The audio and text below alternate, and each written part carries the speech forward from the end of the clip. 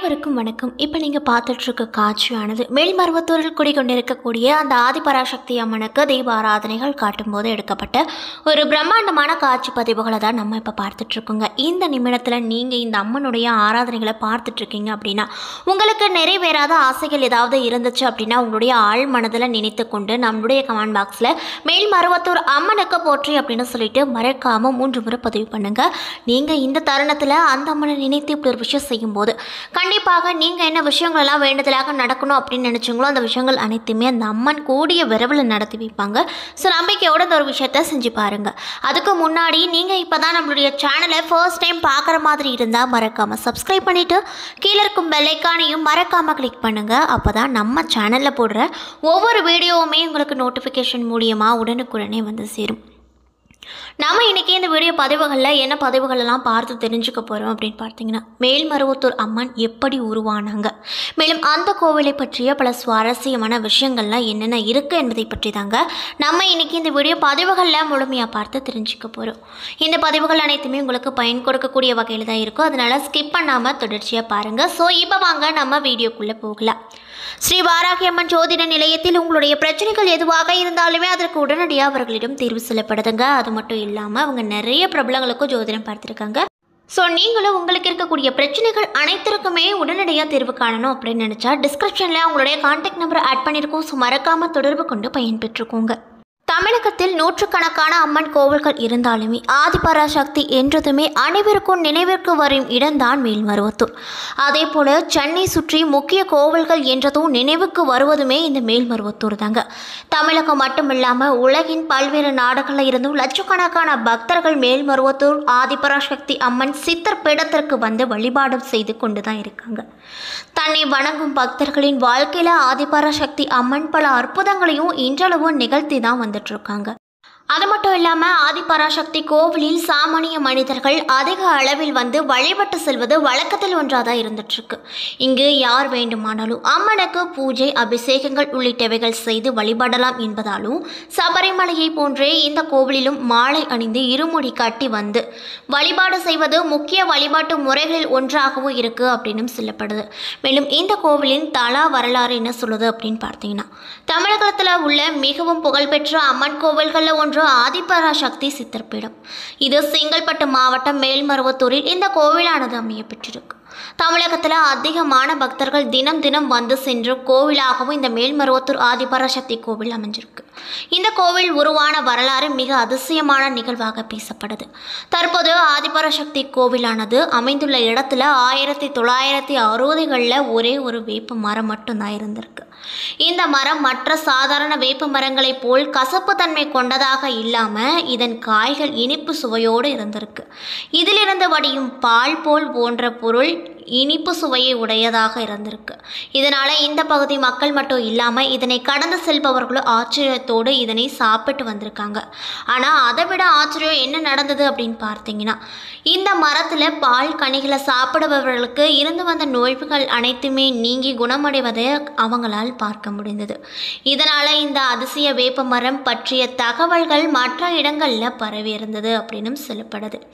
அதே போல் 1966ஆம் ஆண்டு தமிழகத்தில் வீசிய புயலால் இந்த வேப்ப மரம் அடியோடு சாய்ந்தது. அந்த மரத்தின் வேர்பகுதியில் இருந்து சுயம்பாக கல் ஒன்று வெளிப்பட்டது. அந்த சுயம்புவிற்கு மேல் சிறிய குடில் அமைத்து இந்த பகுதி மக்கள் பூஜை செய்து வழிபட்டு வந்திருக்காங்க. இதற்கு சித்தர் பீடம் என்று பெயரிட்டு வந்தது. பல ஆண்டு காலமாக சுயம்பு உருவம் மட்டுமே இங்கு வழிபட்டு வந்தது. மேலும் 1977ஆம் ஆண்டு நவம்பர் 25ஆம் தேதி தான் இந்த சுயம்புவிற்கு அருகில் 3 அடி உயர பீடத்தின் மீது அன்னை ஆதிபராசக்தியின் சிலை பிரதிஷ்டை செய்யப்பட்டது அப்படின்னு சொல்கிறாங்க. 1000 இதழ்கள் கொண்ட தாமரை மீது வலது காலை மடித்து இடது காலை தொங்க விட்டு அமர்ந்த நிலையில் வலது திருக்கரத்தில் தாமரை மொட்டும் இடது திருக்கரத்தில் சின் முத்திரை காட்டியும் காட்சி தராங்க இந்த அம்மன். மேலும் 1000 இதழ் கொண்ட தாமரை என்பது தியானத்தை குறிப்பதாக சொல்லப்படுது. அன்னையின் கையில் உள்ள சின்முத்திரை ஞானத்தை அருளக்கூடியதாகவும் சொல்லப்படுது. மேலும் அன்னையின் தலையில் ஜடாமுடி கிரீடம் போல் அமைந்திருக்கு அப்படின்னு சொல்லப்படுதுங்க. மேலும் இந்த கோயிலில் ரொம்ப சிறப்பான விஷயங்கள்லாம் என்னன்னு பார்த்தீங்கன்னா, ஒரே தாய் ஒரே மனித குலம் என்பதே ஆதிபராசக்தி சித்தர் பீடத்தின் அடிப்படை கொள்கையாக இருக்கு. அதாவது மனிதர்கள் அனைவரும் சமம், இவர்களுக்கு தாயாக இருக்கக்கூடியவள் தான் அன்னை ஆதிபராசக்தி மட்டுமே என்பதன் அர்த்தமாகவும் சொல்லப்படுது.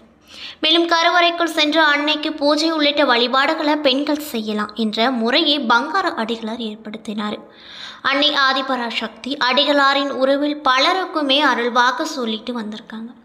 பக்தர்கள் நேரடியாக அம்மனிடம் பேச முடியும் என்பதே சித்தர் பீடத்தின் சிறப்பாக கருதப்படுது.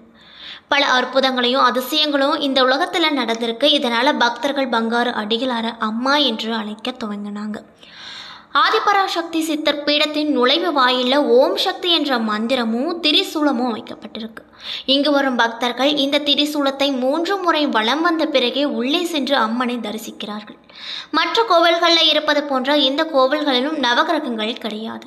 இங்கு அன்னையை அனைத்து சக்திகளின் ஆதாரமாக விளங்குவதாலும் இங்கு நவகிரகங்கள் அனைத்தும் அன்னையை சுற்றி இருப்பதாகவும் கருதப்படுவதால் இங்கு நவகிரகங்களை தனியாக வணங்க வேண்டிய அவசியமே கிடையாது அப்படின்னு சொல்லப்படுது. மேலும் இந்த கோவிலில் இருக்கக்கூடிய புற்று மண்டபமும் மிக சிறப்பு உரியதாக பார்க்கப்படுது. இங்குள்ள புற்றில் அம்மன் பாம்பு வடிவில் வசிப்பதாக ஒரு நம்பிக்கை இருந்துட்டு வருது. மேலும் இந்த மண்டபத்தில் இரவு நேரங்களில் தங்குபவர்களுக்கு பாம்பின் உருவில் இன்று வரையும் அன்னை பராசக்தி காட்சி கொடுத்து வரும் அதிசயம் நிகழ்ந்து கொண்டே தான் இருக்குது. மேலும் புற்று மண்டபத்தில் வலதுபுறம் சப்த கன்னியார் கோவில் இருக்குது. இதற்கு கூரை கிடையாது. மேலும் 1974ஆம் ஆண்டு சப்தகன்னி சன்னதி அமைக்கப்பட்டிருக்கு. மேலும் சப்தகன்னி ஆதிபராசக்தியின் பரிவார தேவதைகளாக கருதப்படுவதால் இவர்களுக்கு மேல்மருவத்தூர் கோவிலில் வழிபாட்டிலும் முக்கிய இடம் இருக்குது அப்படின்னு சொல்லப்படுதுங்க. அது மட்டும் இல்லாமல் 21 சித்தர்களின் ஜீவ சமாதிகள் ஒன்றிணைந்த இடமாக மேல்மருவத்தூர் கருதப்படுது. பெண்கள் அன்னையின் கருவறைக்குள் சென்று பூஜைகள், அபிஷேகங்கள், அலங்காரம் உள்ளிட்டவையும் செய்யலாம். மேலும் இந்த கோவிலில் உள்ள நாகப்பீடத்தில் எலுமிச்சை விளக்கேற்றி வழிபட்டால் குடும்ப பலம் பெறும், அனைத்து பாவங்களில் இருந்தும் விடுபடலாம். அங்க பிரதட்சணம் இந்த கோவிலின் முக்கிய வேண்டுதலாக இருக்குது. அங்க பிரதட்சணம் செய்து வேண்டிக் கொண்டால் அவர்களுக்கு அனைத்து நலன்களும் கிடைக்கும் என்பது அசைக்க முடியாத நம்பிக்கையாக பக்தர்களிடையே நிலவி வரும் ஒரு உண்மை விஷயமா இருந்துட்டு வருது. மேலும் நவராத்திரி, ஆடிப்பூரம் நாட்களில் அங்க பிரதட்சணம் செய்வது பாவ விமோச்சனம் பெறுவதற்கான சிறந்த வழிபாடாக கருதப்படுது.